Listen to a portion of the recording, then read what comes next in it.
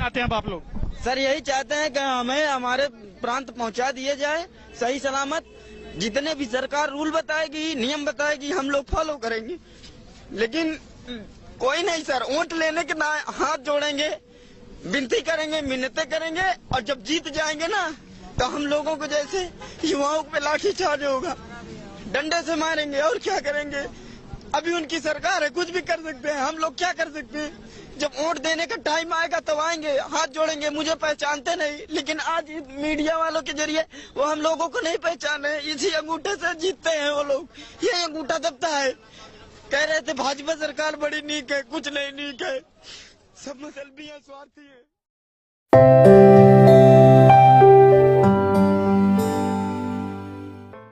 नमस्कार, मैं आरडी भारती और आप देख रहे हैं बिहारी सुल्तान। सबसे पहले प्रवासी मजदूर भाइयों को, हमारे चैनल के दर्शकों को हार्दिक धन्यवाद। आप 3.5 लाख हो चुके हैं आपका परिवार, यानी बिहारी सुल्तान चैनल का परिवार। सब्सक्राइबर, सपोर्टर सभी बंधुओं को मैंने हार्दिक धन्यवाद दिया है। आपका समर्थन, सपोर्ट ऐसे ही अगर जारी रहेगा तो हम बहुत जल्दी ही केंद्र सरकार हो या राज्य सरकार हो, उनको हम हिला देंगे। अब पिछले 24 घंटे की खबर लेकर हम आपके सामने हाजिर हैं। और अगर आप हमारे चैनल पर नए हैं तो चैनल को सब्सक्राइब कीजिए, वीडियो अच्छा लगे तो इसे लाइक कीजिए, शेयर कीजिए। उत्तर प्रदेश सरकार ने मजदूर भाइयों के खिलाफ हिटलरशाही कानून ले आई है, और एमपी सरकार ने यानी मध्य प्रदेश सरकार ने भी सेम कानून लाई है।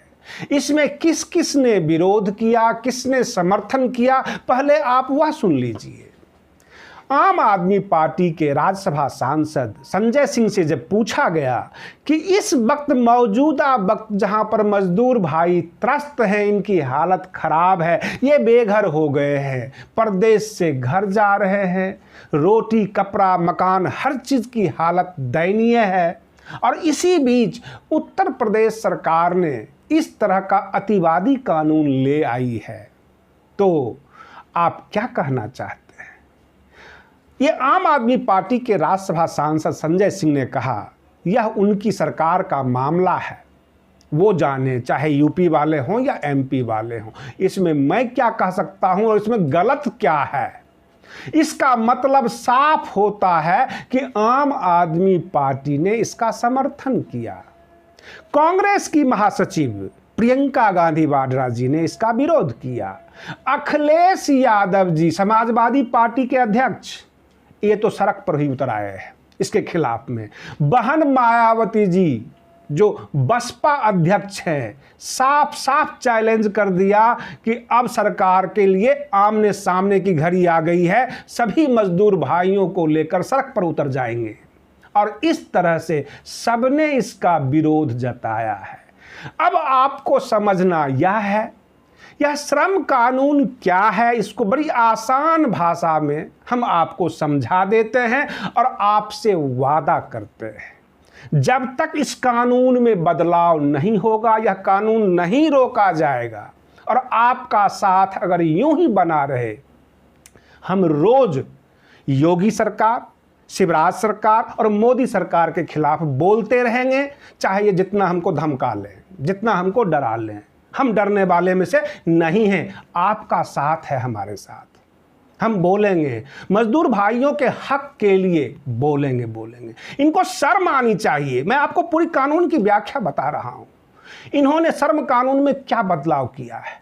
पहले हमारे मजदूर भाई फैक्ट्री में जाकर काम करते थे तो 8 घंटे ड्यूटी करते थे, अब उसी मजदूरी में 12 घंटे ड्यूटी करना पड़ेगा। आदमी है या जानवर है कि किस तरह से करेंगे, बंधुआ मजदूर है। और बता देता हूं, फैक्ट्री में पहले 20 मजदूर अगर होता था, उससे एक भी ज़्यादा बढ़ गया तो प्रोविडेंट फंड डिपार्टमेंट आकर पंजीकरण करती थी, वो छापे मारती थी, लेबर इंस्पेक्टर आया करता था जांच के लिए।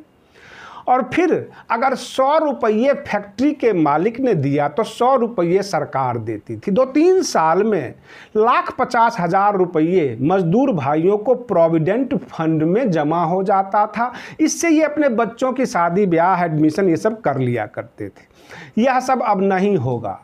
जब यूपी सरकार के मंत्री जी से पूछा गया ये तो बात तानाशाही कानून है, ऐसा आप क्यों लाए हैं, तो उन्होंने ये कहा यह तो नोटिफिकेशन है, कानून नहीं कहिए, हमने नोटिफिकेशन जारी किया है कि 1000 दिन तक मजदूर भाई हमको समर्थन करें और मन लगाकर काम करें, यानी फ्री में काम कीजिए बंधुआ मजदूर बनकर। तो फिर आपने ये क्यों लिख दिया कि अब मजदूर भाई किसी कोर्ट में नहीं जा सकते हैं, किसी के खिलाफ शिकायत नहीं कर सकते हैं।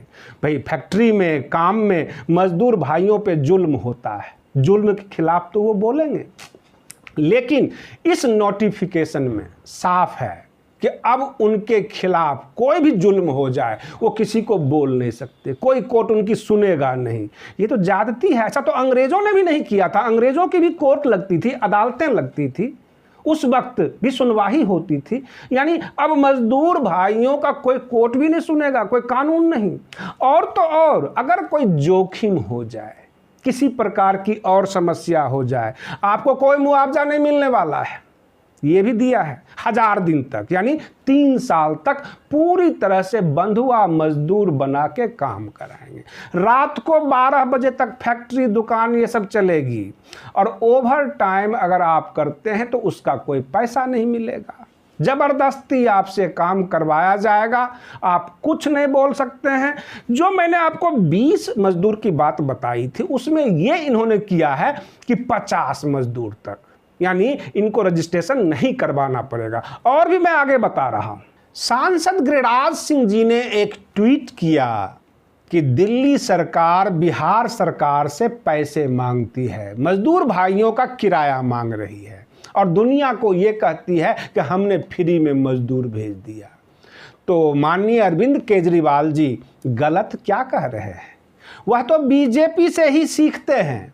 जैसा कि रेल मंत्रालय ने कहा कि हमने टिकट छपवाकर आपको दे दिया, किराया वसूल कर दे दो, और राज्य सरकारें मजदूर भाइयों से किराया वसूलने लग गई।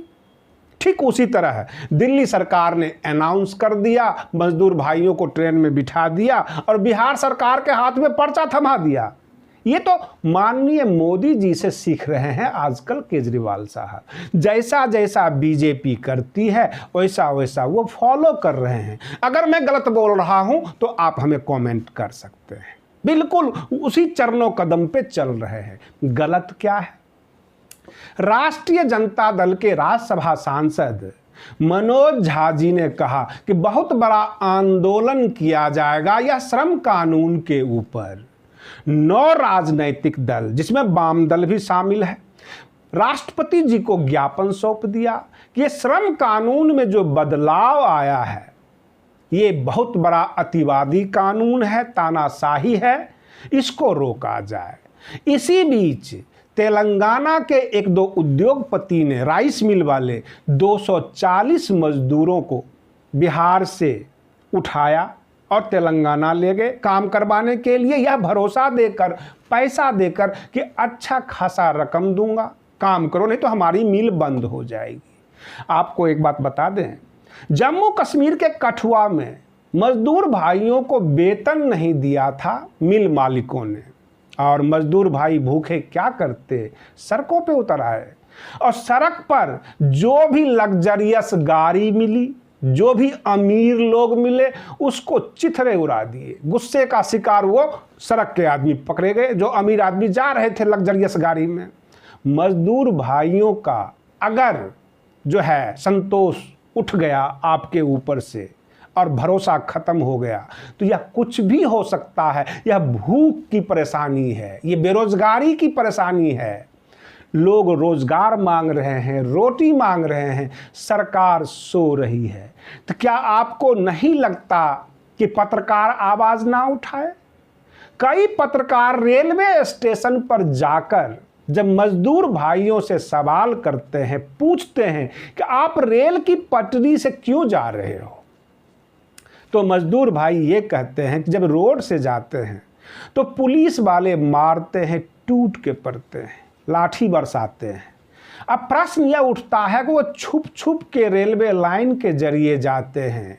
कोरोना की संकट, रेल का संकट, पुलिस का संकट, संकट ही संकट चारों तरफ है। और फिर ये पुलिस वाले पत्रकारों से कहते हैं कि आप गलत जागरूकता फैला रहे हैं, गलत जगह पहुंच रहे हैं, ये इस तरह से फोटो मत लीजिए, इस तरह से लोगों को मत बरगलाइए। क्या हम आपको बरगलाते हैं? आप ही बताएं। श्रम कानून के ऊपर बोलना, ये जो अतिवादी कानून है, क्या ये बरगलाना हुआ? और कौन से ऐसे मजदूर भाई होंगे जो 200 रुपये 300 रुपये में 12 घंटे काम करेंगे? और 12 घंटे तो कंपलसरी है, 12 बजे रात तक।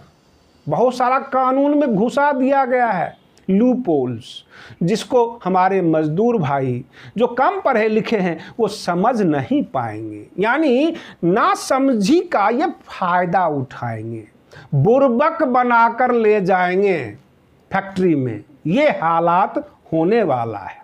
और इस तरह से राज्य सरकारें, चाहे यूपी की हो या एमपी की हो या केंद्र सरकार, यानी इस अर्थव्यवस्था को ठीक करने के लिए मजदूर भाइयों का खून चूसेगी।